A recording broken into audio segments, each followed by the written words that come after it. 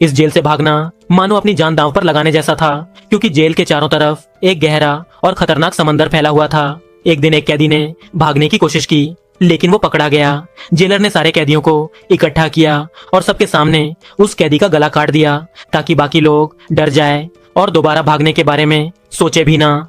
मरे हुए शरीर को निस्तारित करने की जिम्मेदारी माइक और उसके दोस्त को दी गई। जब वो लोग लाश को बोरी में भरकर बाहर ले जा रहे थे, माइक का दोस्त खून देखकर दहशत में जम गया। गार्ड ने उसे बेरहमी से कोड़े मारने शुरू कर दिए। दोस्त को बचाने के लिए माइक ने पास पड़ा एक पत्थर उठाया और गार्ड के सिर पर जोर से मार दिया। गार्ड बेहोश हो गया।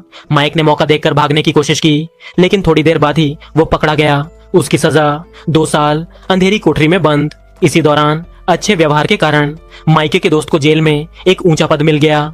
2 साल बाद जब माइक को डार्क सेल से निकाला गया, वो बाहर आते ही बेहोश होने का नाटक करने लगा। उसे जेल के अस्पताल ले जाया गया।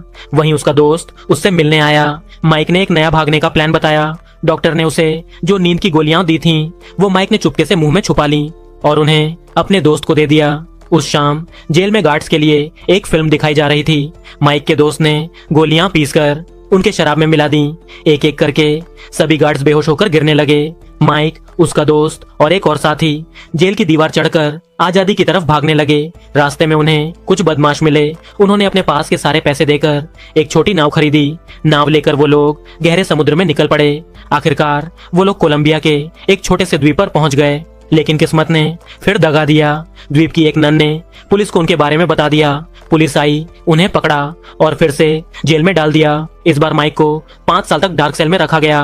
5 साल बाद उसे एक ऐसी जेल में भेजा गया जहां कोई गार्ड ही नहीं था। इसकी असली सुरक्षा वही समंदर था जो चारों ओर फैला था। वहीं माइक की मुलाकात उसके बूढ़े दोस्त से हुई, जो अब कमजोर और थका हुआ था। एक सुबह सूरज की तरफ देखते हुए माइक के मन में एक विचार आया। उसने एक नारियल उठाकर समंदर में फेंका और उसने देखा नारियल आसानी से तैर रहा था। यह देखकर उसके अंदर आजादी की एक नई उम्मीद जाग गई। उसने और उसके दोस्त ने एक बड़ी बोरी को नारियलों से भर दिया और रस्सियों से कसकर बांध दिया। लेकिन उसका दोस्त अब बहुत बूढ़ा था। वो भागना नहीं चाहता था। उसने कहा, मेरी आजादी अभी यहीं है, तुम्हें अकेले जाना होगा। माइक ने उसे गले लगाया, भारी दिल से अलविदा कहा और फिर बोरी को समंदर में फेंककर खुद भी कूद गया। लहरें उसे बार बार नीचे खींचती रहीं, लेकिन उसका साहस और उसका इरादा उसे आगे बढ़ाता रहा। आखिरकार माइक ने समंदर पार कर लिया और सच में अपनी आजादी जीत ली।